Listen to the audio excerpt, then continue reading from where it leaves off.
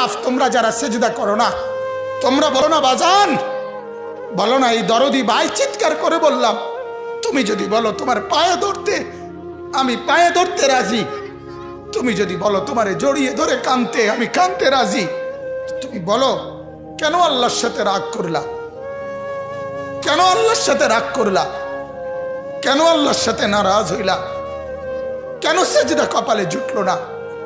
কেন মালিকের সাথে সারাদিনের এত কিছুর বিনিময়ে আল্লাহ তাআলা একটা মিস কল দিলে, 2 সেকেন্ডের একটা মিস কল দিলে বন্ধু তুমি টের পাও তোমার মোবাইলে মিস কল আসছে, এত বড় মসজিদে 6টা মাইকের হরন দিয়া আল্লাহু আকবার বলে তোমারে ডাক দেয়, তোমার একটাবারও কানে লাগে না, বিবেকে লাগে না। তোর মতো শক্ত ডাকাত, তোর মতো পাষাণ বেটার কে হইতে পারে? বেটা কথা বলেন না কেন? তুই ডাকাত, কত বড় ডাকাত।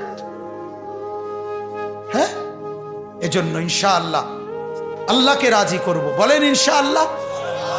সেজদা করব তো ইনশাআল্লাহ। যুবকরা তোমরা বলো না ইনশাআল্লাহ। নওজোয়ান তোমাদেরকে বলি, আমার আশা ভরসার স্বপ্ন এই নওজোয়ানদেরকে জাগানো। আমি সারা দিন রাত চাই যুবকরা জেগে উঠুক, কারণ আগামীর পৃথিবী, গোটা বিশ্ব 2 ভাগ হবে। এটাই পৃথিবীর পুরা ভবিষ্যৎ। এক ভাগ পুরাপুরি দাজ্জালের অনুসারী কাফের, আরেক ভাগ মাহাদির অনুসারী ইমানদার।